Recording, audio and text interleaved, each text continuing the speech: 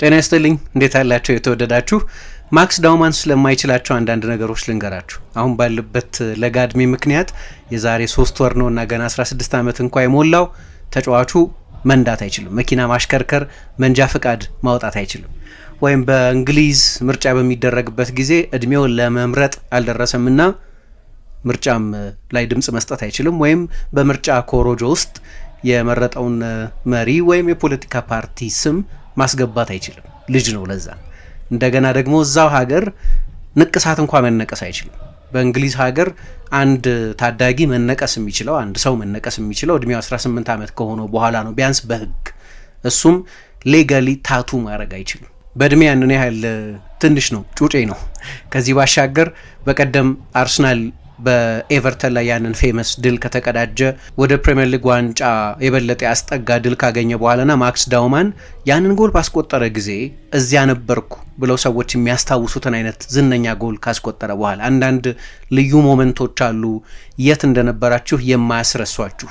ባለቀ ሰዓት የተቆጠረ ጎል ወይ የጨዋታ ድራማዊ ፍጻሜ ወይ የውጤቱ ሲግኒፊካንስ ከማን ጋር ጨዋታው እንዳያችሁ የት እንደነበራችሁ ከአመታት በኋላ የምታስታውሱበት አይነት እነሱ እንደሚሉት አይ ዋዝ ዜር ሞመንት ይሉታል። እዚያ ነበርኩ፣ ከገሌ ጋር ነበርኩ፣ ባር ውስጥ ነው ያየሁት፣ ስቴዲየም ውስጥ ነው ያየሁት፣ ቤቴን ያየሁት ወይ የእግር ኳስ ማሳያ ቤቶች ውስጥ ነው ያየሁት ብላችሁ ስፔሲፊክ ሞመንቱን ሁሉ ከአመታት በኋላ የምታስታውሱት አይነት ነው። እኔ ማረሳቸው አንዳንድ ጨዋታዎች አሉ እና ልክ እነዛ ጨዋታዎች ላይ በተለይ የማይረሱ ክስተቶች ከተፈጠሩ ከማን ጋር እንዳየሁ መቼ እንዳየሁ እና በወቅቱ ምናልባት የለበስኩትን ልብስ ቀለም ሁሉ ላስታውሰው ይችል ይሆናል። አንዳንድ ትልልቅ ሲግኒፊካንት ሞመንቶች አሉ እና ለአርሰናል ደጋፊዎች እንደዚህ አይነት ይመስለኛል። ግን በጣም ልጅ ነው። ስለዚህ ንቅሳት መነቀስ አይችልም፣ ድምጽ መስጠት አይችልም፣ መንጃ ፍቃድ አውጥቶ መኪና ማሽከርከር አይችልም። ለዛ ሁሉ እድሜ ያልደረሰም። ግን በቀደም ጨዋታው ካለቀ በኋላ ደግሞ የአርሰናል የሶሻል ሚዲያ ቪዲዮዎችን አይታችሁ እንደሆን ልክ አሸንፈው ወደ መልበሻ ክፍል በሚገቡበት ጊዜ በኮሪደሩ ላይ ሆኖ የሚጠብቃቸው አንድ የአርሰናል የፒአር ባለሙያ አለ እና ሁሉም ተጫዋቾች እየጨበጡ በራሳቸው መንገድ ደስታቸውን እየገለጡ ይገባሉ። እና መጨረሻ ላይ ከገቡት መካከል አንደኛው ቪክቶር ዮኬሬስ የጨዋታው ኮከብ የሚለውን ሽልማት በእጁ ይዞ ሲገባ አየን። ያንን የጨዋታው ኮከብ የሚለውን ሽልማት ይዞ ወደ አርሰናል የመልበሻ ክፍል ዮኬሬስ ይዞ የገባበት ምክንያት ማን ኦፍ ዘ ማች የተባለው ወይም የጨዋታው ኮከብ የተባለው ማክስ ዳውማን። ግን ማክስ ዳውማን በፕሪሚየር ሊግ ሕግ ምክንያት ወደ አርሰናል የመልበሻ ክፍል መግባት አይችልም፣ ወደ ድሬሲንግ ሩም መግባት አይችልም። በእድሜ ገና አደልት ስላልሆነ በፕሪሚየር ሊግ ሕግ በሱ እድሜ ያለ ተጫዋች ከአርሰናል የአዋቂ ተጫዋቾች ጋር አንድ ላይ ልብስ መቃየር መልበሻ ክፍል ውስጥ መግባት አይችልም። ኢንትረስቲንግ ነው ምን ያህል ትንሽ ልጅ እንደሆነ የምታውቁት። የማይችላቸው ነገሮች ብዙ ናቸው፣ ወይም የእድሜ ገደብ አለበት። በዚህ ዓመት መጨረሻ ነው እኛ ማትሪክ የምንለውን የጂኤስሲ ፈተና በእንግሊዝ ሀገር በአመቱ መጨረሻ ነው የሚፈተነው። አሁን በእድሜው ምክንያት የማይችላቸው ብዙ ነገሮች አሉ። ነገር ግን ጨዋታ ለመለወጥ ግን ማንኛውንም ጨዋታ ሳይሆን የአርሰናልን የፕሪሚየር ሊግ እጣ ፈንታ የሚወስን የሚመስልን ጨዋታ ለመለወጥ ግን በእድሜ ብቁ ነበር፣ በእድሜ የደረሰ ነበር። እኔ ለማስታወስ እየሞከርኩ ነበረ። በሱ እድሜ አካባቢ ያለ ተጫዋች ያሉ ተጫዋቾች የሆነ ጊዜ አይናችን ውስጥ የገቡ ተጫዋቾች ነበሩ በተለያዩ ዘመናት። ገና በ16 ዓመቱ ነው ለምሳሌ ዌይን ሩኒ ያንን ፌመስ ጎል ኤቨርተን ከአርሰናል ጋር በተጫወቱ ጊዜ ዴቪድ ሞይስ ነበሩ ደግሞ አሰልጣኝ የነበሩት። እንደ አጋጣሚ አርሰናል 28 ጨዋታ በሁሉ ውድድሮች ሳይሸነፍ የተጓዘበት ጊዜ ነበር። ግን በጉዲሰን ፓርክ ያንን ጎል አስቆጠረ እና እንዲህ የምናስታውሳቸው ትልልቅ ቅጽበቶች ነበሩ በእንግሊዝ እግር ኳስ ውስጥ። ግን እንደዚህ የአንድን የፕሪሚየር ሊግ ሲዝን የዋንጫ አቅጣጫ የቀየረ የሚመስል መጠበቅ አለብን። በውድድር ዘመኑ መጨረሻ ምን እንደሚሆን አናውቅም። ግን በጣም ግልጽ አድቫንቴጅ ያለው ይመስላል አርሰናል የፕሪሚየር ሊግ ሻምፒዮን ለመሆን። ኤክሳይትመንቱም የሚነሳው በዛ ምክንያት ነው። ዝም ብሎ ጨዋታ ሳይሆን ከቀሩት የፍጻሜ ጨዋታዎች መካከል አንደኛው፣ በተለይ ደግሞ ከዛ ቀጥሎ በነበረው የማንቸስተር ሲቲ ውጤት ደግሞ ታግዞ የበለጠ የሚያወላዳ መሪነት፣ ጤነኛ የነጥብ ርቀት እንዲኖረው ያደረገ በጣም ትልቅ ተጽዕኖ የነበረው ተጫዋች ነው። በጨዋታው ላይ ያስቆጠረው ጎል ግን አርሰናል የመጀመሪያውን ጎል ሲያስቆጥርም ተጫዋቹ በነበረው ተሳትፎ ምክንያት እና ከፌዴሪኮ ማርኬዳ ውጪ ልክ እንደሱ ባለ እድሜ አካባቢ በሲዝን ውስጥ በጣም ትልቅ ሲግኒፊካንስ የነበረው ጎል ያስቆጠረ ሌላ ተጫዋች ለማስታወስ በጣም ቸግሮኝ ነበር። ፌዴሪኮ ማርኬዳ ያ ዝነኛ አስቶን ቪላ ጋር የነበረውና ማንቸስተር ዩናይትድ ባለቀ ሰዓት 3-2 ያሸነፈበትና ሲዝኑን ቱርቦ ቻርጅ ያደረገ በጣም ትልቅ ጎል ነበር። በሳምንቱም ሰንደርላንድን ካልተሳሳት 1-0 ማንቸስተር ዩናይትድ ሲያሸንፍ ይኸው ጣሊያናዊ ወጣት ነበር ጎል ያስቆጠረውና ከዛ በኋላ እሱን በተመለከተ በጣም ትልቅ ተስፋ ነበር። ግን አንዳንድ ጊዜ ማኬዳን ትልቅ ሮል ሞዴል ለማድረግ የሚቸግረው የተሳካ የእግር ኳስ ተጫዋችነት ታሪክ የለውም። መጀመሪያ አካባቢ የነበረው ፕሮሚስ እንደዚህ አይነት ትልልቅ ጎሎች የማስቆጠር ነበር። ደንበኛ የሳጥን 9 ቁጥር ይሆናል የሚል ግምት ነበር። ግን መጨረሻ ላይ የተጠበቀውን አይነት የእግር ኳስ ህይወት አላሳለፈም። ምናልባት በአርሰናል ታሪክ ውስጥ ግን የኒኮላ አኔልካ የ1997-98 የውድድር ዘመን ተጽዕኖ በጣም የጎላ ነበር። ኒኮላ አኔልካን አርሰን ቬንገር ከፓሪስ ሳን ጀርማ በ500,000 ፓውንድ ብቻ ነበር ያስፈረሙት። ከዛ በዛኛው የውድድር ዘመን የኢያን ራይት የመጨረሻ ሲዝኑም ነበር ብቃቱ መውረድ የጀመረበት እና ደግሞ ለወራት ከሜዳ በጉዳት ምክንያት የራቀበት፣ ግን በመጨረሻ የሊግ ድል ያሳካበት እና የአርሰናልን የከፍተኛ ጎል አስቆጣሪነት ሬከርድን ከክሊፍ ባስቲን የተረከበበት የውድድር ዘመን ነበር። ስለዚህ ትልልቅ ማይልስቶኖች ነበሩ ለኢያን ራይት። ግን የተለየው ነገር በዛ የቬንገር የመጀመሪያ ዋንጫ ያሸነፈው ቡድን ውስጥ የነበረው ሚና በጣም የቀነሰ የተቀዛቀዘ ነበር። ብዙ ጨዋታዎችንም አልጀመረም። 10 ጎሎች ብቻ ነው በዛ የውድድር ዘመን ያስቆጠረው። 22 ጨዋታዎችንም ብቻ ነው የጀመረው። ስለዚህ እንደቀደሙት ዓመታት እያንዳንዱን ጨዋታ የሚጀምር ተጫዋች መሆኑ አብቅቶ ስለነበር ቬንገር ይህንን ከሀገራቸው ያመጡትን ተጫዋች የዋናው ቡድን ቁልፍ ተጫዋች አደረጉትና በተለይ በሁለታዊ የውድድር ዘመን አጋማሽ አርሰናል ከመጨረሻዎቹ 14 ጨዋታዎች 13ቱን ሲያሸንፍ በ12ቱ ክሊንሺት ሲጠብቅና አንዳንድ በጣም ትልልቅ ድሎች ሲያስመዘግብ ማንቸስተር ዩናይትድ በ13 ነጥብ ይርቅ ነበር። በእርግጥ አርሰናል የተወሰኑ ተስተካካይ ጨዋታዎች ነበሩት፣ ግን በፕሪሚየር ሊግ ታሪክ ከኋላ በመነሳት አንድ ቡድን ዋንጫ የወሰደበት ትልቁ ሲዝን እሱ ነው። 13 ነጥብ ርቀት ላይ የነበረ ማንኛውም ቡድን የፕሪሚየር ሊግ ሻምፒዮን ሆኖ አያውቅም። በዛ ሲዝን ውስጥ የጎላ ሚና ነበረው እና በወቅቱ 17 ዓመቱ ብቻ ነበር ኒኮላ አኔልካ። 12 የጎል ተሳትፎ ነበረው። ማንቸስተር ዩናይትድን 3-2 ሲያሸንፉ በሃይብሪ በጣም ወሳኝ ጨዋታ ነበር። አርሰናል ደብል ሰርቷል በዛ የውድድር ዘመን ማንቸስተር ዩናይትድን በሃይብሪም በኦልትራፎርድ ማሸንፎ በነበረበት ጊዜ የማሸነፊያውን ጎል ያስቆጠረው አኔልካ ነበር። ስለዚህ ልክ የዳውማንን ኮንትሪቢዩሽን ካየን በኋላ 2 የፕሪሚየር ሊግ ጨዋታዎች ላይ ብቻ ነው እየተቀየረ ተጫውቶ የነበረው በዚህ የውድድር ዘመን። ግን በዚህኛው የአርሰናል ዋንጫውን አርሰናል ዋንጫ የሚያሸንፍ ከሆነም የዳውማንን ኢንተርቬንሽን አለማሰብ የሚቻል አይመስለኝም። እንደው በአንድ ጨዋታ ብቻ የተፈጠረ ኢምፓክት አድርገን አሳንሰን የምናየው አይመስለኝም። በብርቱ ለማሸነፍ ይጣጣር በነበረበት ደግሞ የዴቪድ ሞይስ ፋንክሽናል የሆነ ከዲሴምበር 13 በኋላ ለ3 ወራት ከሜዳ ውጪ ተሸንፎ የማያውቅ ለምን ለረጅም ጊዜ ከሜዳ ውጪ ተሸንፎ እንደማያውቅ ያሳየበትን በጣም የተዋጣለት ጠጣር የመከላከል ዲስፕሊን በሁለተኛው አጋማሽ፣ በመጀመሪያው አጋማሽ ደግሞ ከአርሰናልም የተሻሉ ጥራት ያላቸው የጎል ዕድሎችን የፈጠረበት በጣም እንግዳ የሆነ ጨዋታ ነበር። ስቴዲየም ውስጥ የነበረውን ውጥረት መገመት ይቻላል እና መጨረሻ ላይ እንዲህ አይነት የሲዝን ዲፋይኒንግ ጨዋታ ላይ ነው ተጫዋቹ እንደዚህ አይነት ትልቅ ተጽዕኖ የፈጠረውና ሚኬል አርቴታን በተመለከተ እንደምታውቁት ብዙ አስተያየቶች ተገቢም የሆኑ አንዳንድ ጊዜም የተለጠጡ የተጋነኑ አስተያየቶች ይሰጣሉ። የሚቀርቡበት ትችቶች መንፈስ ምን እንደሆነ እርግጠኛ አይደለሁም አንዳንድ ጊዜ፣ ምክንያቱም በጣም የከረረ ትችት ሲቀርብ ሚኬል አርቴታ ላይ አያለሁ።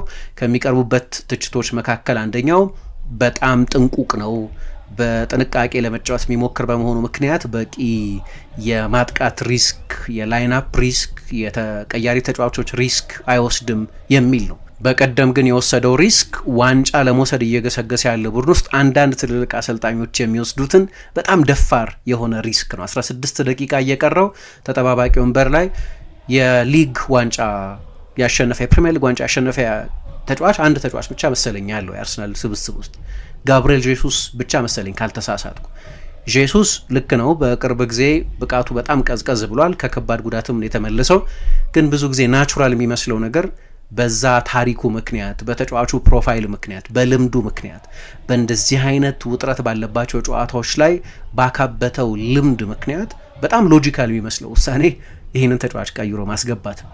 ነገር ግን ከዚህ በፊት 2 ጨዋታዎችን ብቻ እየተቀየረ ገብቶ የተጫወተውን የ16 ዓመቱን ልጅ ነው 16 ደቂቃ ሲቀረው ቀይሮ ያስገባው። ሪስክ ብዙ መውሰድ አይፈልግም ለሚባል አሰልጣኝ ቀይሮ ያስወጣውም ተጫዋች ማርቲን ዙቢሜንዲ ነው። በሁለት መንገድ ትልቅ ሪስክ መሆኑን ያሳያቸዋል። ይሄ በተለይ ሪስክ ባለመውሰድ ለሚገለጽ አሰልጣኝ ማርቲን ዙቢሜንዲ ቡድን ውስጥ ካሉ ጥቂት ዋንጫዎችን የማሸነፍ ታሪክ ካላቸው ተጫዋቾች መካከል አንደኛው ነው። ከስፔን ብሔራዊ ቡድን ጋር የአውሮፓ ዋንጫ ያሸነፈ የአርሰናል ሚዛን አስጠባቂ ተጫዋች ነው። በቅርብ ጊዜ ብቃቱ እየወረደ ቢሆንም ስለዚህ ከፕሮፋይልም አንጻር እንደ ተጫዋች ግን ከሳይኮሎጂካል ኢምፓክትም አንጻር በጣም ትልልቅ ጎሎች በዚህ ውድድር ዘመን ማስቆጠሩ እንደተጠበቀ ሆኖ እሱን አስወጥቶ ነው ይህንን ተጫዋች ያስገባው ነው። ተቀይሮ ሲገባ ከጨዋታው በኋላ ራሱ አርቴታም እንዳረጋገጠው ብዙ የታክቲክ ትዕዛዝ በሌሎች የአርቴታ የኮቺንግ ስታፍ አባላት ይሁን በራሱ ሲሰጠው አልነበርም።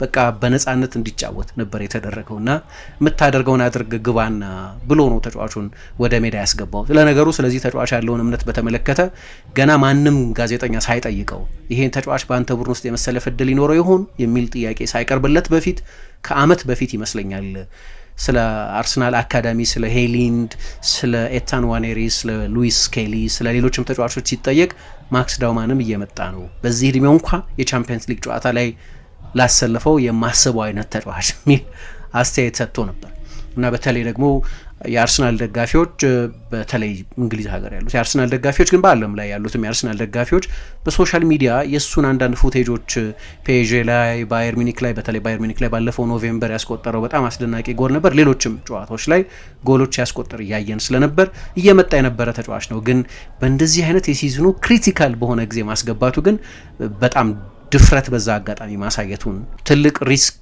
መውሰዱን ያሳያል እና የተለየ ነገር ነው ያ ጨዋታ ለጠቅላላው የእግር ኳስ ተመልካችም ግን ለአርሰናል ደጋፊዎች ስፔሻል እንደሆነ አጋጣሚ መረዳት ይቻላል። በእርግጥ የመጀመሪያው ጎል ሲቆጠር የኤቨርተኑ ግብ ጠባቂ የጆርዳን ፒክፎርድ ትልቅ ኢረር ኦፍ ጀጅመንት ነበር፣ ግን ያንን ሪስክ የወሰደው ይሄው ተጫዋች ነው ቪክቶሪዮ ኬሬስ ላስቆጠረው ጎል ማለት ነው። በጣም ትልቅ ጎል ነው። እኔ ከዳውማንም ጎል በላይ የቪክቶሪዮ ኬሬስን ጎል ነው ትልቅ ጎል ምለው። ግን ሁለተኛው ጎል ሲቆጠር የአንድ ሱፐርስታር መወለድን ያየንበት ነው እና ቴክኒካሊም ካያችሁት ሁለት የኤቨርተን ተጫዋቾችን በጣም በሚያስደንቅ ሁኔታ ሚካኤል ሌንኮን እና ኬርነን ዲውዝብሪ ሆልን ያለፈበት ቴክኒክ በጣም የሚያስደንቅ በዛ ፍጥነት ሚዛን የመጠበቁን ትከሻ መጣል የሚሉት ነገር አለ። ሚዛን የተጋጣሚ ቡድን ተጫዋች ያሳተበት ፍጥነቱ፣ መረጋጋቱ፣ ሰፊ ሜዳ ክፍል ኳስ የገፋ የመሄድ ችሎታው መጨረሻ ላይ ያው ባዶ ጎል ላይ ነው የጨረሰው፣ ግን ኮምፖዠሩ ሁሉ እርጋታው ሁሉ የሚገርም ነው እና ሚካኤል አርቴታም ለረጅም ጊዜ ፎር አ ሎንግ ታይም የምናስታውሰው አይነት ማንረሳው አይነት ነው ብሏል። ያ ክሊፕ ብዙ ጊዜ ተደጋግሞ የሚታይ ይመስለኛል በአርሰናል ደጋፊዎች በኩል። ያለ ፍርሃት የሚጫወት ተጫዋች ነው። በቃ ዝም ብሎ ነው የሚጫወተው። እንደው አንዳንድ ጊዜ እንደዚህ አይነት ተጫዋቾች ያላቸው አድቫንቴጅ የሚመስለኝ ብዙዎቹ የአርሰናል ተጫዋቾች ለ3 ዓመት አርሰናል ሁለተኛ ሆኖ በማጠናቀቁ ምክንያት ያንን ተገቢ ክሎዥር አላገኘም። ክሎዥር የምታገኙት ወይም መቋጫ የምታገኙት ዋንጫውን ስትወስዱ ብቻ ነው። ካልሆነ ሁል ጊዜ ገና ያልጠገገ ያልዳነ ቁስል ይሆናል እና ብዙዎቹ የአርሰናል ተጫዋቾች ምናልባት የመሳሳት ፍርሃት ኖሮባቸው የሚጫወቱት በነዛ ያለፉት 3 ሲዝኖች ልምድ ምክንያት ሊሆን ይችላል። የመጨረሻ የነዛ ሲዝኖች መቋጫ በጣም አሪፍ ሲዝኖች ሆነው ግን በዋንጫ ያልታጀቡ የውድድር ዘመናት ናቸው። ስለዚህ የአርሰናል ተጫዋቾች በዛ የስነ ልቦና ሸክም ውስጥ መሆናቸውን በአንዳንድ ሪስክ ለመውሰድ ባለ ፍርሃት ውስጥ ማየት ትችላላችሁ። ሳይኮሎጂካሊ ኢንሂቢትድ መሆናቸውን መረዳት ትችላላችሁ። ማክስ ዳውማን ግን እንዳልኩት ሳምፕል ሳይዛችን በጣም ትንሽ ነው። በዚህ ጨዋታ ላይ የሚያየ ነው የተጨመረውን ጊዜ አካተንበት 20 ምናምን ደቂቃ ነው። ነገር ግን በቃ ይጫወታል። ታለንት ነው። ታለንት እንዳለው ያውቃል። ነገር ግን የመሳሳት ፍርሃት የለበትም። ፊር ኦፍ ፌለር የሚሉት የለበትም። ምናልባት በእድሜ ሲጨምር የበለጠ ኮች ሲደረግ የበለጠ በስትራክቸር ውስጥ እንዲወሰን ሲገደድ አሁን የምናየውን ነፃነት እናጣ ይሆናል። ግን አሁን የምናየው ምንም ፍርሃት የሌለው ተጫዋች ምንም ከዚህ በፊት የነበሩ ያልተሳኩ ሲዝኖች ያልተሳኩ ስል ያው ስኬት ባይነሪ መሆን የለበትም ነው የኔ አስተያየት። አንድ ሲዝን ዋንጫ ካልወሰዳችሁ የውድቀት ሲዝን ነው የሚል ድምዳሜን ብዙ አልስማማበትም። ግን ብዙ ሰዎች ዋንጫ የወሰደን ነውና ታሪክ የሚያስታውሰው ስለሚሉ አርሰናል ውስጥ በነዛ ሲዝኖች መካከል ያለ የጋራ ስጋት አለ። ስቴዲየም ውስጥም በተጫዋቾቹ በኩልም የምናየው ኮሌክቲቭ አንዛይቲ የሚሉት እንደዚህ አይነት ስጋት አለ። ተጫዋቹ ከዛ ነፃ በመሆኑ ምክንያትም ሊሆን ይችላል።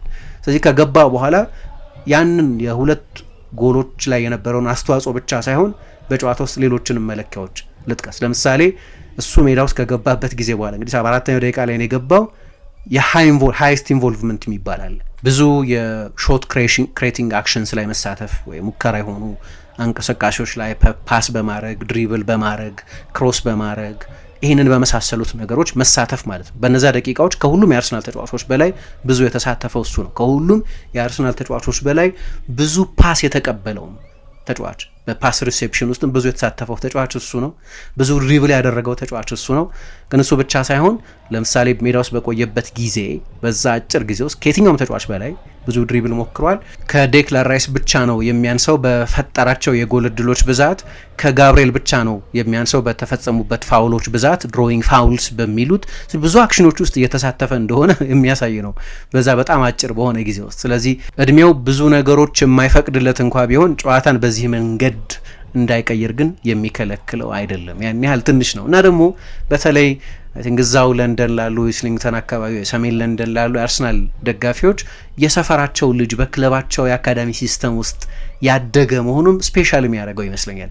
ከ4 ዓመቱ ጀምሮ የአርሰናል አይን ውስጥ የነበረ በ4 ዓመቱ የተመለመለ ነው።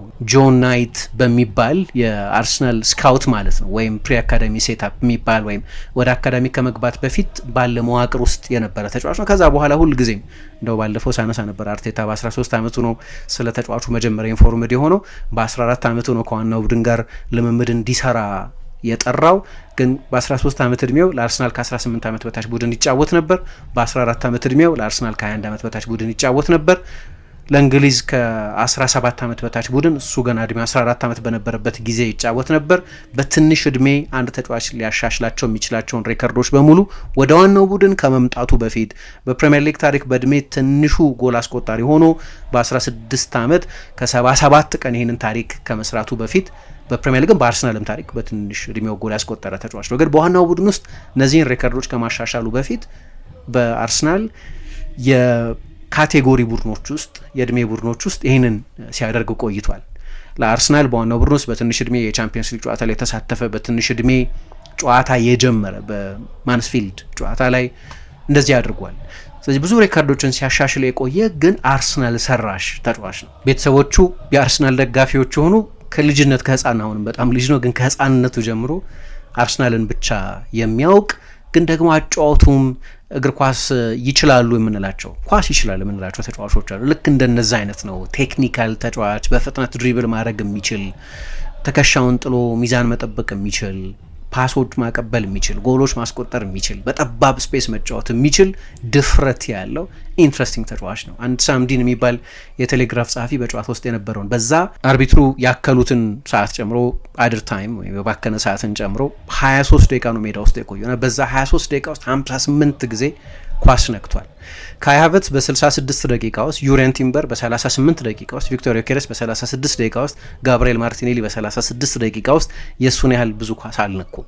ይሄ የሚነግረን በእርግጥ ዮኬሬስ 9 ቁጥር ነው፣ ስለዚህ የሎተሽ ተጫዋች ነው። ሃቨርትዝ 9 ቁጥር ሆኖ ነው ጨዋታውን የጀመረው፣ ስለዚህ የሎተሽ ተጫዋች ነው። ሌሎቹ በመስመር በኩል የሚጫወቱ ናቸው፣ ማርቲኔሊ እና ቲምበር።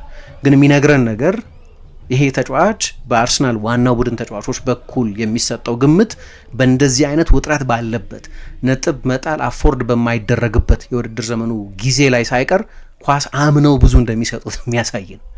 ባለፈው ከማንስፊልድ ጋር በነበረው ጨዋታ ማግስት አንድ ሰፊ ፕሮግራም ሰርተን ነበር። አሁን ለሶስተኛ ጊዜ ይመስለኛል ዳውማን ኤክስክሉሲቭ ፕሮግራሞች ስንሰራ እና በፕሪሲዝን ጨዋታዎች ማየት ይቻል ነበር። በጥቂት ከመጎዳቱ በፊት በነበሩት የፕሪሚየር ሊግ ጨዋታዎች ላይ ማየት ይቻል ነበር። አርቴታ በአንፊልድ ጎል በሚያስፈልገው በዛ ከሻምፒዮኑ ቡድን ጋር በጣም አስቸጋሪ ከሆኑት የፕሪሚየር ሊግ ስቴዲየሞች መካከል በአንደኛው ቀይሮ ሲያስገባው አሰልጣኙ ያለውን መተማመን ያሳይ ነበር። እዚህ ጨዋታ ላይ ደግሞ ልክ በእንደዚህ አይነት በጣም ክሪቲካል በሆነ ጊዜ ተጫዋቾቹ ያሳዩትን ኮንፊደንስ የሚያሳይ ነው። ግን ሁልጊዜም እንዲህ አይነት ተጫዋቾችን ስናይ እንደዚህ ብዙ ተስፋ የሚጣልባቸውን ወዲያው ርዕስ የሚሆኑን ወዲያው ከሌሎች ትልልቅ ተጫዋቾች ጋር መነጻጸር የሚጀምሩን ተጫዋቾች በተመለከተ ፍርሃቶች አሉ። እንዴት ነው ከዚህ በኋላ የሚጎለብቱት የሚለውን አንዳንድ ተጫዋቾች አሉ የተጠበቀውን አይነት እድገትም ያሳዩ ኪሊያን ምባፔ እንደዛ ነው። በ16 ዓመቱ በሊዮናርዶ ጃርዲን ሞናኮ ውስጥ ዋንጫ በወሰደው ቡድን ውስጥ በጣም ትልቅ አስተዋጽኦ ነበረው። ሩኒ ጥቂት ዓመታት አስፈልጉታል ዋንጫ የሚወስድ ቡድን ውስጥ ለመጫወት፣ ግን እሱም በ16 ዓመቱ ያየነውን ተስፋ አይተናል። ትልቅ የእግር ኳስ ሕይወት የነበረው ተጫዋች በመሆኑ ምክንያት ላሚን ያማል በ15 ዓመቱ ነው ለባርሴሎና ዋናው ቡድን መጫወት የጀመረው። እስካሁን ድረስ የመጣበት ርቀት ብቻውን ገና 18 ዓመቱ ቢሆንም የአውሮፓ ዋንጫ አሸንፏል፣ ላሊጋ አሸንፏል፣ ኮፓ ዴል ሬይ አሸንፏል፣ ባሎንዶር ሁለተኛ ነው። አሁን እንኳ የእግር ኳስ ሕይወቱ ቢቆም ገና ረጅም የእግር ኳስ ሕይወት እንዳለው ማሰብ ትችላላችሁ። ግን አሁን እንኳ ቢሆን ስኬታማ የእግር ኳስ ኬሪየር ነበረው ሊባል የሚያስችል ነው። ማክስ ዳውማንም የዛ ስፔሻል ታለንት ባለቤት ይመስላል። ልዩ ተሰጥኦ ያለው ተጫዋች መሆኑን ማየት ይቻላል። የእግር ኳስ ሕይወቱ በሙሉ የሚነግረን እሱን ስለሆነ ግን አርሰናል ውስጥ ደግሞ በታሪክ እንደው ባለፈው 20 ምናምን ዓመት ያየናቸው ተጫዋቾች አሉ እና እድገታቸውም የተለያየ ነው። የወጣት ተጫዋቾች እድገት ሊኒየር አይደለም፣ ወጥ አይደለም። ለሁሉም ተጫዋቾች የተጻፈ ተመሳሳይ የሆነ ፕሮግሬሽን የለም። የእያንዳንዱ ተጫዋች ሁኔታ የተለያየ ነው። ግን አርሰናል ውስጥ የአርሰናልን ቡድኖች በተለያዩ ወቅቶች የነበሩትን ቡድኖች ሁኔታም ከግምት ማስገባት የሚያስፈልግ ይመስለኛል። ለምሳሌ የሴስክ ፋብሬጋዝ የአካዳሚ ተጫዋች ነው። ቴክኒካሊ በእርግጥ ላማሲያ ውስጥ የጎለበተ ተጫዋች ነው። ግን ወደ አርሰናል ሲመጣ ፕሮፌሽናል ኮንትራት መፈረም የሚችልበት እድሜ አልነበረም። ለሁለተኛው ቡድን ለዕድሜ እርከን ቡድኖች ነበር ይጫወት የነበረው እና ሴስክ ፋብሬጋዝ ወደ አርሰናል ዋናው ቡድን ማደግ በጀመረበት ጊዜ የቬንገር ቤስት ቡድኖች ዘመን ላይ ነው የነበረው። ምክንያቱም ሴስክ ፋብሪጋዝ ወደ አርሰናል የመጣበት ሲዝን አርሰናል ኢንቪንሲብል የነበረበት ሲዝን ነው። ስለዚህ የፕሪሚየር ሊግ ደቂቃ አልተጫወተም። በዚያ የውድድር ዘመን ምንም የፕሪሚየር ሊግ ደቂቃ አልተሰለፈም። በእርግጥ በሊግ ካፕ የተወሰኑ ጨዋታዎች ላይ ተሰልፈዋል። በዎርዚንግተን ካፕ ይባል ነበር ያን ጊዜ። ወርዚንግተን የሚባል ካምፓኒ ስለነበር ይህንን ውድድር ስፖንሰር ያደርግ የነበረው ከሮዘርሃም ጋር፣ ከዎልቭስ ጋር፣ አይ ቲንክ ከሚድልስቦሮ ጋር በነበሩ ጨዋታዎች ላይ አርሰን ቬንገር አሰልፎታል። ግን የፕሪሚየር ሊግ ጨዋታ አላደረገም በዚያ የውድድር ዘመን። ምክንያቱ በጣም ግልጽ ነው። ያ አርሰናል ኢንቪንሲብል ስለነበር በስብስቡ መሟላት የተነሳ ገና 16 ዓመት ተጫዋችን ገና 15 ዓመት ተጫዋችን ማሰለፍ የሚችልበት ወቅት አልነበረም። ደግሞ ያኔ ተጠባባቂ ወንበር ላይ አሁን እንደሚደረገው 8 ተጫዋቾችን ተጠባባቂ ወንበር ላይ ማስቀመጥ አይቻልም። 5 ተጫዋቾች ብቻ ነበር ማስቀመጥ ይቻል የነበረው። አንዱ ግብ ጠባቂ ነው። የተቀሩት ለ4 የአውትፊልድ ተጫዋቾች ብቻ የተተዉ ናቸው። ከዛ ውስጥ 3ቱን ብቻ ነው ቀይሮ ማስገባት የሚቻለው። አሁን 5 ተጫዋቾች ቀይሮ ማስገባት ይቻላል። ህጉም ወቅቱም የቡድኑም ሁኔታም የተለየ ነበር። ግን በዛ ሲዝን ውስጥ እሱ ብቻ ሳይሆን ሴስክ ፋብሬጋዝ ብቻ ሳይሆን ዴቪድ ቤንትሌም ያኔ ብዙ ተስፋ ይጣልበት የነበረ ተጫዋች ነው። የተወሰኑ የኤፍኤ ካፕ ጨዋታዎችን ከማድረጉ በስተቀር የፕሪሚየር ሊግ ቁልፍ ጨዋታዎች ላይ አልጀመረም። ማስታውሰው ከፖርትስመዝ ጋር በነበረ ጨዋታ አርሰን ቬንገር አስጀምረውታል። ግን ዋንጫ መውሰዳቸውን ካረጋገጡ በኋላ ግን ሳይሸነፉ ለማጠናቀቅ በሚደረግ ሲዝን ውስጥ ነው አርሰን ቬንገር ይህን ተጫዋች ያሰለፉት። ምክንያቱም እዛ ቦታ ላይ ፍሬዲ ዩምበርግ አላቸው፣ ሱሊቫን ቪልቶርድ አላቸው። ቪልቶርድ የአርሰናል ሪከርድ ፈራሚ ነበር። ዩምበርግ በጣም ትልቅ ተጫዋች ነበር ለአርሰናል። ከነሱ ልታስቀድሙት አትችሉም። እዛው ቦታ ላይ ሬይ ፓርለር መጫወት ይችላል እና አንዳንድ ጊዜ ቡድኖቹ ያሉበት ሁኔታ ወጣት ተጫዋቾችን ቶሎ ፋስት ትራክ ለማድረግ ይቸግራል እና በዛ ሲዝን እንዲያውም በሁለቱ የጥሎ ማለፍ ውድድሮች ላይ ግማሽ ፍጻሜ ደርሶ ነበር። በሊግ ካፕም በአብዛኛው እነ ሴስክ ፋብሪጋዝ አይነት ትንንሽ ልጆችን እየተጠቀሙ ኤፍኤ ካፕም ሴሚፋይናል ደርሰው ነበር። በሊግ ካፕ ላይ ያጫወተውታል። ግን በኋላ በኤፍኤ ካፕ በነበሩ ጨዋታዎች ላይ ተጎዳና ልክ በዚህ የውድድር ዘመን ዳውማን እንደተጎዳው ማለት ነው አርሰን ቬንገር መጠበቅ ነበረባቸው። ልክ አርቴታ ዳውማን ላይ የተለየ ክህሎት እንዳየና ወዲያ ወደ ዋናው ቡድን ልምምድ እንዳመጣ ሁሉ ቬንገርም ወደ አርሰናል ከመጣበት ጊዜ ጀምሮ በዋናው ቡድን ውስጥ በጣም ጥቂት ጨዋታዎችን ቢሆንም የተጫወተው ሴስክ ፋብሪጋዝም ቶሎ ወደ ዋናው ቡድን ልምምድ ነበር ፋስት ትራክ ያደረጉት። ስለዚህ አሰልጣኞች እንዲህ ልዩ ክህሎት ያላቸውን ተጫዋቾች ሲያዩ ወደ ዋናው ስብስብ መጥራታቸው የተለመደ ነው። ነገር ግን የሴስክ ፋብሪጋዝን ወደ አርሰናል ዋናው ቡድን ውስጥ ገና በ17 ዓመቱ ቁልፍ ተጫዋች የመሆንን ጥርጊያ ያበጀው ያ ቡድን ታላቅ ድል ካሳካ በኋላ ኢንቪንሲብል ከሆነ በኋላ በአብዛኛው ተጫዋቾቹ ወደ እግር ኳስ ሕይወታቸው የመጨረሻ ዓመታት ላይ የተሸጋገሩ የነበረበት ጊዜ ስለነበር ፓትሪክ ቪዬራ ከአንድ ሲዝን በኋላ ለቀቀ። ግን የመጨረሻው ሲዝኑም ከዚህ በፊት በተለይ አስቀምጦት ከነበረው ስታንዳርድ አንጻር ቀዝቀዝ ያለ ነበር። ክረምቱን ሙሉ ወደ ሪያል ማድሪድ ይሄዳል የሚል ወሬ ነበር። በሱ ፈንታ ስለሚመጡ ተጫዋቾች የሚወራበት ጊዜ ነበር። ግን ቆይቶም ምናልባት የቪዬራ የአርሰናል ደካማው ሲዝን ነበር። መጨረሻ ላይ 2005 ከኤፍኤ ካፕ ፍጻሜ በኋላ ወደ ዩቬንቱስ ተሸጠ። በዛው ተመሳሳይ ክረምት በአርሰናል የኢንቪንሲብል ሲዝን ውስጥ ብዙ ላይጠቀስ ይችላል፣ ግን የኤዱ ሚናም ከፍተኛ ነበር። ኤዱም ወደ ቫሌንሲያ ለመሄድ ወሰነ ኮንትራቱን ከጨረሰ በኋላ። ሬይ ፓርለር ደግሞ አስቀድሞ በ2004 የኢንቪንሲብል ሲዝን ካለቀ በኋላ ለቆ ነበር፣ ወደ ሚድልስቦሮ ሄዶ ነበር። እና እነዛ ለውጦች ጂልቤርቶ ሲልቫ ብቻ በአርሰናል የአማካይ ክፍል የቆየ ኢንቪንሲብል አደረጉት እና ታላቅ ቡድን መሆኑ የመጀመሪያው ሲዝን ላይ በዋናው ቡድን ውስጥ ብዙ ጨዋታዎች እንዳይጫወት አደረገው። ነገር ግን ያ ታላቅ ቡድን ወደ መጨረሻዎቹ ዓመታት እየተጠጋ ስለነበር የብዙዎቹ ተጫዋቾች ሳይክል እየተቋጨ ስለነበር ለሴስክ ፋብሪጋዝ በጣም የሚመች ጊዜ ሆነ። ከዚያ በኋላ የአርሰናል የኤምሬትስ ዘመን ትውልድ መጣ። ያ ደግሞ የበለጠ የኦስቴሪቲ ዘመን፣ የበለጠ የዕዳ መክፈያ ዘመን፣ የበለጠ የወጣቶች ፕሮጀክት ላይ ብዙ መስራት የጀመሩበት ዘመን፣ የበለጠ ለቻምፒየንስ ሊግ ቦታዎች የሚጫወት ከትልልቆቹ ቡድኖች ጋር ለመፎካከር የሚቸግረው ፋይናንሻሊ ዲስአድቫንቴጅድ የሆነ ቡድን ሆነ። ያ ግን ለሴስክ ፋብሪጋዝ በ20 ዓመቱ የአርሰናል አምበል እንዲሆን አድርጎታል። ስለዚህ የመጣበት ጊዜ ሂስቶሪካል ሃይ ፖይንት ላይ ነበር። አርሰናል ኢንቪንሲብል የነበረበት ሲዝን ነው። አሁን ዳውማን የመጣበት ጊዜ ተመሳሳይ ይመስላል። አርሰናል ዋንጫ የሚወስድ ከሆነ ከዛ የኢንቪንሲብል ሲዝን በኋላ ለመጀመሪያ ጊዜ ይሆናል ማለት ነው። ነገር ግን ይሄኛውን ቡድን የሚለየው ያኛው የኢንቪንሲብል ቡድን የመጨረሻ ሳይክል ላይ የደረሰ ስለነበር ካስታወሳችሁ ከኢንቪንሲብል ሲዝን በኋላ የቬንገርን ዝውውሮች ብታስተውሉ ማቴዎ ፍላሚኒን፣ ሴስክ ፋብሪጋዝን፣ ሮቢን ቫን ፐርሲ አይነት ተጫዋቾችን ነው ያመጡት። ቡድኑን ለማደስ ይሞክሩ የነበረበት የበለጠ ወጣት ተጫዋቾችን ያስፈርሙ የነበረበት በኋላ ብዙ ባይሳካለትም መጀመሪያ አካባቢ ግን ትልቅ ተስፋ አሳይቶ የነበረው ፊሊፕ ሴንዴሮስን ከሪያል ማድሪድ ከሌሎች ትልልቅ ቡድኖች ጋር ተፎካክረው ያስፈረሙበት፣ ጋኤል ክሊሺን የበለጠ በዋናው ቡድን ውስጥ ሰፋ ያለ ሚና እንዲኖረው ያደረጉበት፣ ቡድኑን ማደስ የጀመሩበት ወቅት ነበር። ቬንገር ሌላ ቡድን ለመስራት ሂደት ላይ ነበሩ። ስለዚህ ለወጣት ተጫዋቾች የሚመች ወቅት ነበር። የአሁኑ ቡድን ግን የሳይክሉ መጨረሻ ላይ አይደለም ያለው። አብዛኞቹ ተጫዋቾች ገና ፒክ እድሜያቸው ላይ የደረሱ ናቸው። ሳሊባም፣ ጋብርኤልም፣ ቲምበርም፣ ካላፊዮሪም፣ ኢንካፒየም፣ ዙቢሜንዲም፣ ራይስም፣ ሙሉን ሳካንም አብዛኞቹን ተጫዋቾች ብታዩ ከትሮሳር በስተቀር 30 ዓመቱ ስለሆነ ከዛ ውጪ ሌሎቹ ተጫዋቾች ግን ለሚቀጥለው ዓመት አርሰናል ለ2 ለ3 ዓመት ትልልቅ ዝውውሮችን ሳያደርግ በቁጥር ማለት ነው ምናልባት 1-2 ሲግኒፊካንት ዝውውሮች በየሲዝኑ ማድረጉ ግድ ሊሆን ይችላል። ግን ያኔ ቬንገር የነበሩበት አይነት ሙሉ የስኳድ እድሳት የሚያስፈልገው ዘመን አልነበረም። ከዛ የኢንቪንሲብል ሲዝን በኋላ የአርሰናል ባክፎር ከቱሬ በስተቀር ፈርሷል ማለት ይቻላል። አሽሊ ኮል ለቋል፣ ሎረን ተጎዳ። ስለዚህ ኢማኑኤል ቦዬ መጀመሪያ አካባቢ መሰለፍ ጀመረ። ጥቂት ቆይተው ግን ባካሪ ሳኛን አመጡ። ሶል ካምቤል ወደ ፖርትስመዝ ሄደ ከ2006 ቻምፒየንስ ሊግ ፋይናል በኋላ። ስለዚህ ቬንገር አዲስ ቡድን መገንባት ነበረባቸው። አሁን ይሄ ወጣት ተጫዋቾች የሚያገኙትን እድል ዲክቴት ሊያደርግ ይችላል። ያ ኢንቪንሲብል የነበረው ሁሉም ተጫዋቾች በብቃታቸው ጫፍ ላይ በነበሩበት እና ትልቅ ዋንጫ ባሸነፉበት በዛ ሲዝን ለወጣት ተጫዋቾች የመሰለፍ እድል ማግኘት በጣም አስቸጋሪ ነበር። ለዚህ ነው ጀርሜን ፔናንት፣ ዴቪድ ቤንትሌ አይነት ተጫዋቾች ብዙ እድል ሳያገኙ የቀሩት። እንዲሁም ፔናንት በዚያ ውድድር ዘመን ለሊድስ ዩናይትድ በውሰት ተሰጥቶ ነበር። እንግዲህ ጀርሜን ፔናንት በጊዜው ከኖትስ ካውንቲ ከሚባል ቡድን 2.5 ሚሊዮን ከፍለው ነበር ያስፈረሙት እና 2.5 ሚሊዮን ማለት እሱ በፈረመበት እድሜ በእንግሊዝ እግር ኳስ ታሪክ የመጨረሻ ውድ ገንዘብ የተከፈለበት ተጫዋች ነበር። ትልቅ ተሰጥኦ ተደርጎ ይቆጠር ነበር። ግን እነዚህን ተጫዋቾች ፉክክሩ ዋንጫ ከወሰዱ ትልልቅ ኢንተርናሽናል ተጫዋቾች ጋር የሚደረግ ፉክክር በመሆኑ ምክንያት ብዙ የመሰለፍ እድል አላገኙም።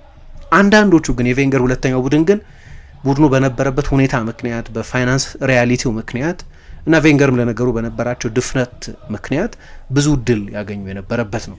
ለምሳሌ በቅርብ ጊዜ የሄሊንድ ትልቅ ስኬት ተደርጎ የሚጠቀሰው ከነ ቡካዮ ሳካ በፊት የጃክ ዊልሸር ነገር ነው። አሁን ጃክ ዊልሸር በዛ የኢንቪንሲብል ወቅት ቢሆን ኖሮ ቶሎ በ16 በ17 ዓመቱ የአርሰናል ዋናው ቡድን ተጫዋች ለመሆን ይቸግረው ነበር። ፉክክሩ ብርቱ ስለነበር ጂልቤርቶ ሲልቫ፣ ፓትሪክ ቪየራ፣ ኤዱ ሬ ፓርለር አይነት ተጫዋቾች ባሉበት ጊዜ ቢሆን ደቂቃዎች ለማግኘት ይቸግረው ነበር። ግን ያኔ ይፎካከር የነበረው ጥሩ ተጫዋቾች ቢሆኑም ቅድም አሁን ካነሳዋቸው ስሞች ጋር የሚነጻጸሩ አይደሉም። አሌክዛንድር ሶንግ፣ አቡ ዲያቢ፣ ዴኒልሰን፣ አሮን ራምዜ ራሱ በጣም ልጅ በነበረበት በለጋ እድሜው በዛ ጊዜ ነው ወደ ዋናው ቡድን እንዲመጣ የሆነው።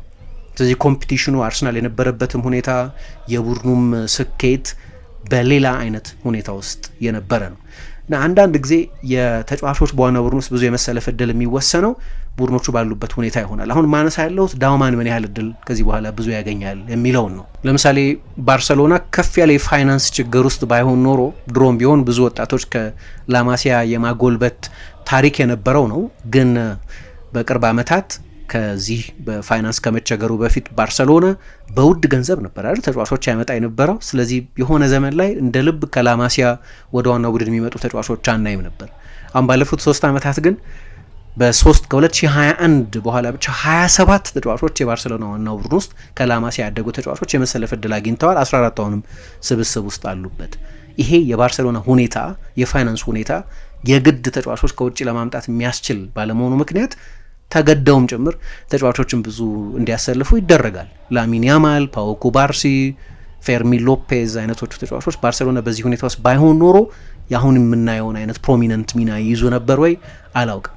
አርሰናልም ቢሆን ለምሳሌ ሚኬል አርቴታ ወደ ቡድኑ ሲመጣ ትራንዚሽን ላይ ነበር። እንዲሁም ተጫዋቾች ለመቀነስ ይዘጋጅ የነበረበት ከፍተኛ ደሞዝ የሚከፈላቸውን ተጫዋቾች ከዌጅ ቢሉ ላይ ሊያነሳ ይሞክር የነበረበት ወቅት በመሆኑ ምክንያት እነ ቡካዮ ሳካ ብዙ እድል እንዳገኙ ግልጽ ነው። ግን ለምሳሌ ሳካን ስፔሲፊክሊ ለማንሳት በወቅቱ በውድ ገንዘብ የመጣው ኒኮላ ፔፔ ውጤታማ ቢሆን ኖሮ በቀኝ ክንፍ ተጫዋችነት ወይም ዊሊያን ከቼልሲ 300,000 ፓውንድ ገደማ ተከፍሎት መጥቶ ለጥቂት ዓመታት የመጣም ተጫዋች ቢሆን ኢፌክቲቭ ሆኖ ቢጫወት ኖሮ የቀኝ ክንፍ ቦታን ሳካ በቀላሉ በዛ እድሜው ለማግኘት ይቸግረው ነበር። ግን ሁለቱም ዝውውሮች ብዙ ደሞዝ የተከፈለው ዊሊያንም ይሁን ሬከርድ ሰብሮ የመጣው ኒኮላ ፔፔ እዛ ቦታ ላይ ተቀናቃኝ እንዳይኖርባቸው አድርገው ቦታውን አልተቆጣጠሩትም።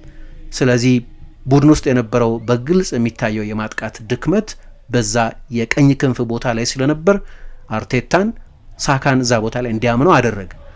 ነገር ግን እነዛ ትልልቅ ዝውውሮች ሰርተው ቢሆኑ ተጫዋቾች ስኬታማ ቢሆኑ ሳካ ትልቅ ተሰጥኦ ስለሆነ መሰለፉ አይቀርም ነበር። ግን የቀኝ ክንፍ ተጫዋች ላይሆን ይችል ነበር። የቀኝ ክንፍ ተጫዋች ባይሆን ኖሮ ደግሞ ምን አይነት የእግር ኳስ ካሪየር ሊኖረው የእግር ኳስ ህይወት ሊኖረው ይችል እንደነበር ለመተንበይ ያስቸግራል።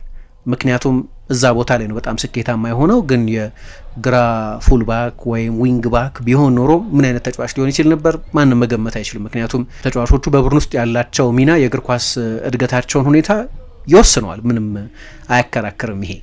ስለዚህ ዳውማን አሁን ባለው የአርሰናል ስብስብ ውስጥ ብዙ የግራ እግር ተጫዋቾች አሉ። ሳካ፣ ኤታን ዋኔሪ ከውሰት ሲመለስ ደግሞ ኦደጋርድ፣ ሚኬል ሜሪኖ የግራ እግር ተጫዋቾች ብዙ ይወዳል ሚኬል አርቴታ እንደምታውቁት። ሁሉም ተጫዋቾች ግን የእግር ኳስ ህይወታቸው የመጨረሻ እድሜያቸው ላይ አይደለም ያሉት እና ሚኬል አርቴታ ለዚህ ተጫዋች የሚሆን የስኳድ ስፔስ እንዴት ነው የሚያበጀው የሚለው በጣም ወሳኝ ነው። አሁን አንዳንድ አሰልጣኞች ትልልቅ ተጫዋቾችን ከቡድኖቻቸው ይሸኛሉ። ቅድም ለምሳሌ ኒኮላ አኔልካ ብዙ ሚና እንዲኖረው ያን ራይት መውጣት ነበረበት። ከ97-98 ሲዝን በኋላ ወደ ዌስትሃም ነው የሄደው። ስለዚህ ቤንገር ለአኔልካ የሚሆን ስፔስ መፍጠር ቻሉ ማለት ነው። የቪየራ መውጣት ለሴስክ ፋብሪጋዝ እንደተመቸው ወይም የኬኒ ሳንሰም መውጣት ለቶኒ አዳምስ ሚስተር አርሰናል መሆን የኬኒ ሳንሰም መውጣት በአርሰናል ታሪክም ሴስክ ፋብሪጋዝ እስኪያሻሽለው ድረስ በእድሜ ትንሹ አምበል መሆን በጣም አስፈላጊ ነበር። የዳውማንስ ሁኔታ እንዴት ይሆናል የሚለው ቁልፍ ነው። ለምሳሌ እንደምታሳውቱት ባርሰሎና ኡስማን ዴምቤሌን ሸጧል። በእርግጥ ማቆየት ፈልገው ነበር። ራፊኛን መሸጥ ይፈልጉ ነበር፣ አልተሸጠም። ግን የቀኝ ክንፍ ተጫዋች ሆኖ አልቀጠልም። የነዚህ ተጫዋቾች ሁኔታ የላሚን ያማልን የእግር ኳስ ህይወት ኮንዲሽን እንዳደረገው እርግጠኛ መሆን ትችላላችሁ። ስለዚህ አርሰናል ምን ያደርጋል ቀጥሎ? ይሄ ተጫዋች ብዙ መሰለፍ አለበት። አንደኛ ቦታው መወሰን አለበት። የቀኝ ክንፍ ተጫዋች ነው የሚሆነው ወይስ ባለፈው የማንስፊልድ ጨዋታ ላይ እንዳየነው ሴንትራል ቦታ ላይ ነው የሚጫወተው? ለአርሰናል ዋናው ቡድን በየ3 ቀን ለመጫወት በአካላዊም በሳይኮሎጂካል ምክንያቶችም ምናልባት ዝግጁ ላይሆን ይችላል ሁሉንም ጨዋታዎች ለመጀመር ወይም በየ3 ቀኑ በሚደረጉ ጨዋታዎች ላይ ለመሳተፍ። ግን ክህሎቱን ደግሞ ስታዩ አሁን ከ4 ወር ጉዳት ከመጣ በኋላ ነው እንደዚህ ወዲያው ኢምፓክት የፈጠረው። ይህንን ጨዋታ ብቻ ሳይሆን የማንስፊልድንም ጨዋታ ስታዩ መረዳት ትችላላችሁ። የማንስፊልድ ዝቅ ባለ ደረጃ የሚወዳደር ቡድን ቢሆንም ግን ደግሞ እንግዳ ነው እንደዚህ አይነት ጨዋታ። የበለጠ ፊዚካል ነው። ተርፉ ልክ እንደ ኤምሬትስ የተመቸ አይደለም። የበለጠ አስቸጋሪ የድሮን ኦልድ የእንግሊዝ እግር ኳስ ታይፕ የሚመስል ነው። እዛ ጨዋታ ላይ ነው እንደዚህ አይነት ትልቅ ኢምፓክት የፈጠረው። እነዛ የፕሪሲዝን ጨዋታዎችም ወደ አርሰናል ዋናው ቡድን ብቅ ባለ ቁጥር የሚያሳያቸው ጠንካራ ምልክቶችም ከዚህ በኋላ ለአርሰናል ከ21 ዓመት በታች ቡድን እንዲጫወት ማድረግ ማይሆን እንዲመስል አድርጎታል። ይበዛል ለአርሰናል ከ21 ዓመት በታች ወይ ከ19 ዓመት በታች ቡድን ለመጫወት በዋናው ቡድን ውስጥ የሚኖረው ሚና የሚለው ግን ይወሰናል። ምክንያቱም አሁን አርሰናል ያለበት ሁኔታ ቅድም የጠቀስኳቸው የተለያዩ ዘመናት ነበሩ። ስለዚህ ወደፊቱ ሁኔታ የዚህ ተጫዋች ሁኔታ እንዴት ይሆናል፣ ለሱ በዋናው ቡድን ውስጥ የበለጠ ጎላ ያለ ሚና እንዲኖር የሚገፋ ተጫዋች ይኖራሉ የሚለው በጣም ወሳኝ ነው። ምክንያቱም አንዳንድ ጊዜ አንዳንድ ተጫዋቾች የአርሰናል እድገት ሰለባ ይሆናሉ የምንላቸው ተጫዋቾች አሉ።